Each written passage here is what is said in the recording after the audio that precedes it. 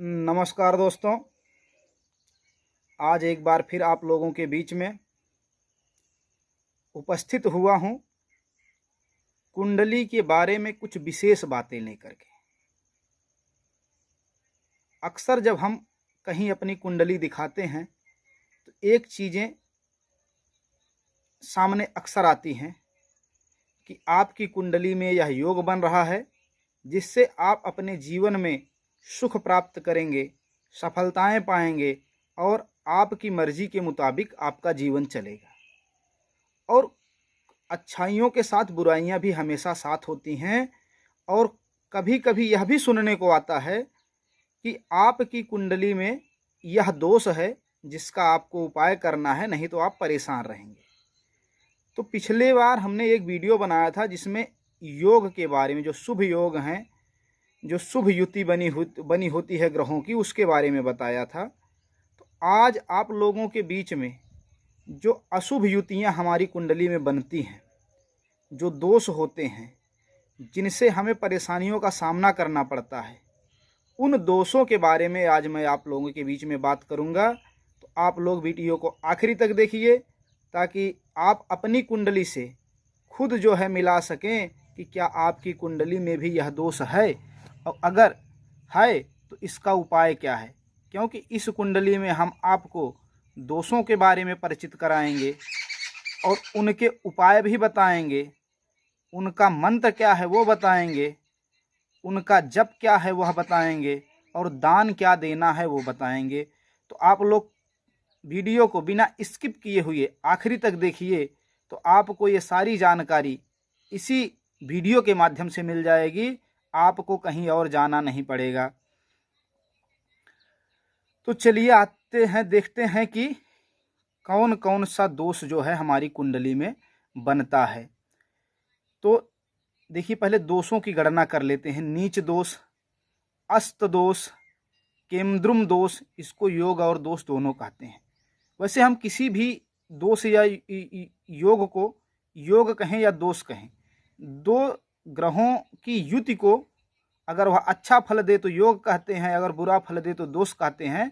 लेकिन उसके परिणाम वही होते हैं। अगर योग कहोगे तो भी परिणाम वही आएगा, दोष कहोगे तो भी परिणाम वही आएगा। तो दोष और योग पे नहीं जाना है, उनकी युतियों को देखना है। तो विष दोष, ग्रहण दोष, अंधक दोष, अंगारक दोष, मांगलिक दोष, चांडाल दोष, शापित दोष, काल सर्प दोष, अमावस्या दोष, शकट दोष और जड़ दोष। आज इन दोषों के बारे में हम आपसे बात करेंगे। तो मित्रों, इसके पहले आपको ये जानकारी बता दूं कि अगर आप हमारे वीडियो पर नए हैं तो चैनल को सब्सक्राइब अवश्य करें, वीडियो को लाइक और शेयर करें ताकि यह जानकारी अन्य लोगों तक भी पहुंच सके। और अगर आपको ज्योतिष संबंधी किसी भी तरह की जानकारी चाहिए, अपने ग्रह नक्षत्रों के बारे में जानना है, आपका कुंडली विश्लेषण करवाना है, तो आप हमारे व्हाट्सएप नंबर पर हमें संपर्क कर सकते हैं। तो चलिए विषय को आगे बढ़ाते हैं। सबसे पहले हम देखते हैं नीच दोष। नीच दोष क्या होता है? अक्सर जब कोई ग्रह आपकी उस राशि, अपनी उस राशि में जाकर के आपकी कुंडली में बैठ जाता है जहां वह नीच का प्रभाव देता है तो उसे नीच दोष कहते हैं। तो कौन सा ग्रह किस राशि पर नीच का होता है यह भी जान लेते हैं। सूर्य अगर 7 नंबर की गिनती पे तुला राशि में है तो नीच का होता है। चंद्रमा अगर 8 नंबर की गिनती वृश्चिक राशि पर होता है तब वह अशुभ होता है, नीच का होता है। मंगल अगर 4 नंबर की गिनती पर है तब वह नीच का होता है, मतलब कि मिथुन राशि पर, कर्क राशि पर, 4 नंबर की राशि कर्क राशि है, तो अगर 4 नंबर पर है कर्क राशि में तो अब वह नीच का होता है। बुध अगर मीन राशि में 12वीं गिनती पर है तो वह नीच का होता है। गुरु अगर मकर राशि पर 10वीं गिनती पर है तब वह नीच का होता है। शुक्र अगर कन्या राशि में है 6वीं गिनती पर तब वह नीच का माना जाता है। शनि मेष राशि में है, अगर 1 नंबर की गिनती पर है तब वह नीच का माना जाता है। राहु केतु के लिए शास्त्रकारों का मतभेद है। राहु के लिए धनु और मीन दोनों पर नीच का मानते हैं और केतु के लिए जो है 3 और 6, मतलब मिथुन और कन्या, इन दोनों पर नीच का मानते हैं। तो अब तो ये नीच दोष हो गया, और इसका उपाय क्या होता है, उपाय हम लास्ट में बताएंगे। आप वीडियो को आप आखिरी तक बने रहिए, उपाय भी जानिए, और किन मंत्रों का उपयोग कितना करना है, कितना जप करना है, उसके बारे में भी बताएंगे। अगले दोष के बारे में बात करते हैं, अस्त दोष। अक्सर लोग देखते हैं, और ज्योतिषी लोग, आप लोगों ने अभी बात की होगी, पूछा होगा तो बताते होंगे कि यह ग्रह आपकी कुंडली में अस्त है। तो जो ग्रह सूर्य के समीप आ जाता है वह अस्त हो जाता है। तो अगर कोई भी ग्रह आपकी कुंडली में 12 अंश से कम के अंतर पर आ जाता है तो वह ग्रह अस्त मान लिया जाता है। और जो ग्रह अस्त होता है वह आपको अपना जो है उपयुक्त फल नहीं दे पाता है, अपने हिसाब से काम नहीं कर पाता है। तो इसके लिए जो है इसका उपाय करवाना चाहिए, यह अस्त दोष माना जाता है। उपाय हम सबका आखिरी में बताएंगे, आप लोग उसके लिए घबराइए मत। उसके बाद केमद्रुम दोष। केमद्रुम दोष क्या होता है, जब कभी चंद्रमा अकेला बैठा हो, उसके आगे और पीछे के घरों में कोई भी ग्रह ना हो, तो वहाँ केमद्रुम दोष होता है। और केमद्रुम दोष 6, 8 और 12 भाव में हो जाए, मतलब 6वें भाव में, 8वें भाव में, 12वें भाव में अगर हो जाए तो यह ज़्यादा प्रभावी होता है, मतलब ज़्यादा नुकसान देने वाला हो जाता है। हमें इसका भी उपाय क्या करना है, हम इसको आगे बताते हैं। विष दोष के बारे में जान लेते हैं। यदि किसी भाव में चंद्रमा और शनि की युति है, एक साथ बैठे हों, तो वहाँ पर विष दोष होता है। अगर विष दोष किसी स्त्री की कुंडली में हो तो यह ज़्यादा खतरनाक माना जाता है। यह वैवाहिक जीवन के सुखों में कमी कर देता है, और पुरुष की कुंडली में है तो मानसिक पीड़ा देता है। और शनि चंद्रमा को देख रहा हो तब भी यह जो है विष दोष माना जाता है। इसमें जो है आपको चंद्रमा और शनि दोनों का जप करना होता है, और कितना जप करना है आगे हम इसको सब डिटेल में बताएंगे।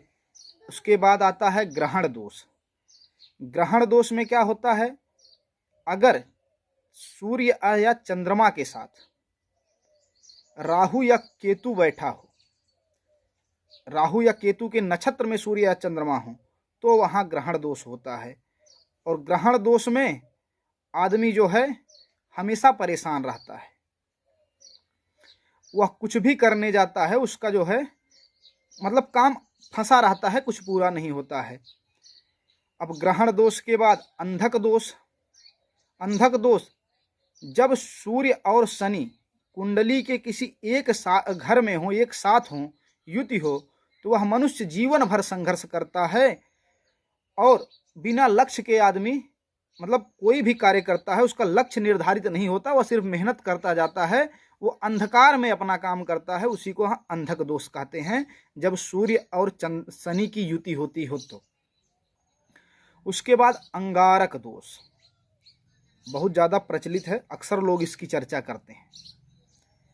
अंगारक दोष जब होता है, जब मंगल के साथ राहु या केतु की युति हो जाती है, राहु या केतु के साथ मंगल ग्रह हो जाता है, तो वहाँ अंगारक दोष बनता है।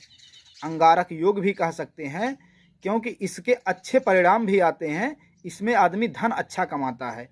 तो अंगारक दोष जब होता है तो आदमी मतलब आग बबूला जल्दी हो जाता है, क्रोधी प्रवृत्ति का हो जाता है, आक्रामक हो जाता है। मंगल दोष, यदि आपकी कुंडली में 1, 4, 7, 8, 12 भाव में मंगल विराजमान हो तो वह मंगल दोष माना जाता है। और इसमें विवाह जो है हमेशा साथी जिससे विवाह कर रहे हैं उसमें भी यह दोष होना अनिवार्य हो, तभी विवाह करना चाहिए, नहीं तो वैवाहिक जीवन में परेशानियां बहुत ज़्यादा देता है। और अगर अष्टम भाव का मंगल हो तो वो कुछ ना कुछ दुर्घटना जैसी मतलब विवाह विच्छेद या कह दें कि एक्सीडेंटल प्रॉब्लम हो जाती है, जिसमें विवाह जो है वह विवाह ज़्यादा दिन तक नहीं चलता है। तो इसलिए अगर मंगल दोष हो तो उसका भी उपाय करना चाहिए।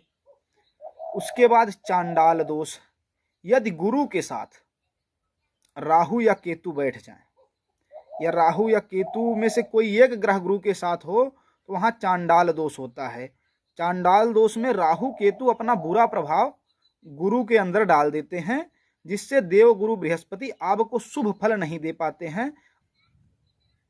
शापित दोष, जब कभी शनि राहु के साथ युति कर लें या राहु के साथ शनि बैठ जाएं तो ऐसी कुंडली में शापित दोष होता है। और शापित दोष अगर 8वें भाव में हो तो यह परेशानियों को ज़्यादा बढ़ा देता है।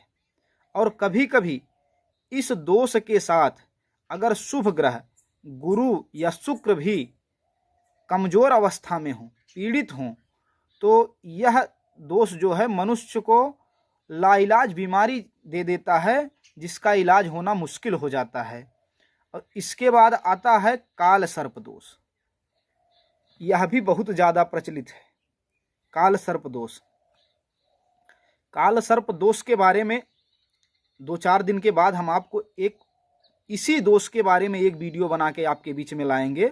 आप लोग उसमें देखेंगे तो ज़्यादा बेहतर ढंग से यह समझ में आएगा। तो पहले इसको सूक्ष्म तरीके से समझ लेते हैं। जब कभी राहु और केतु के बीच में, मतलब जिस भाव में, एक भाव में राहु, उसी के सामने राहु केतु हमेशा एक दूसरे के सामने होते हैं, क्योंकि एक दूसरे के 7वें राहु केतु होते हैं। तो अगर उनके जिन 2 भागों में वो हैं तो वो कुंडली को बीच से डिवाइड करते हैं, जिस तरफ होते हैं आधे आधे पे वो दोनों तरफ हो जाते हैं। अगर उनके जहां भी वो हैं उसके एक तरफ, चाहे जिस तरफ सारे ग्रह आ जाएं, तो वहां काल सर्प दोष बनता है। में जिनकी कुंडली में काल सर्प दोष होता है उनके जीवन में एक्सीडेंटल घटनाएं ज़्यादा होती हैं। वह एक्सीडेंटल मतलब अकस्मात टाइप, मतलब दुर्घटना, अचानक वाले काम उनके जीवन में ज़्यादा होते हैं। और कभी कभी यह जानलेवा भी हो जाता है, क्योंकि दुर्घटना भी उनके जीवन में होती ही रहती है बीच बीच में। इसमें जो है उपाय क्या करना है आज ही हम आपको बताएंगे, आप बने रहिए। उसके बाद अमावस्या दोष होता है। जब सूर्य के साथ चंद्रमा आ जाए तो अमावस्या दोष बनता है। चंद्रमा पूर्ण रूप से अस्त होता है। ऐसे व्यक्ति की मानसिक स्थिति कमजोर होती है और ऐसे व्यक्ति आवेगी होते हैं, गुस्से वाले होते हैं। झगड़े लड़ाई के माहौल में इनका जो है बीपी बढ़ जाता है, इनको ब्लड प्रेशर की समस्या हो जाती है, ब्लड प्रेशर रूप की बीमारी हो जाती है, जिनको जो अमावस्या दोष होता है। अब अगला होता है शकट दोष। जब गुरु से 6, 8, 12 में चंद्रमा, तब जब गुरु से 6, 8, 12वें भाव में चंद्रमा हो तो ऐसे में शकट दोष बनता है। शकट दोष हर महीने बनता है और 3-3 बार बनता है। कैसे? चंद्रमा 27 दिन में अपने सभी 12 राशियों में चक्कर लगा लेता है। तो जब शकट दोष आपकी कुंडली में हो और जब चंद्रमा गोचर करता है और 4, 8, 12 भाव में जाता है, तो जब जब यह इन भावों में जाता है तब तब समस्याएं ज़्यादा बढ़ जाती हैं। इसलिए इसका भी जो है निराकरण करना आवश्यक होता है, इसका भी उपाय कर लेना चाहिए। जड़ दोष। जड़ दोष कब बनता है? जब राहु के साथ बुध की युति हो जाए, बुध ग्रह की युति राहु के साथ हो जाए तो जड़ दोष बनता है। ऐसा व्यक्ति किंग कर्तव्य विमूढ़ हो जाता है, मतलब ऐसे ऐसे काम करता है जो उसे नहीं करना होता है, या फिर वह सोच नहीं पाता है कि हमको करना क्या है। तो जब राहु और बुध की युति होती है तो वहां जड़ दोष बनता है। तो मित्रों, अभी तक हम आपको दोष के बारे में बताए। अब दोष, इनका उपाय क्या करना है।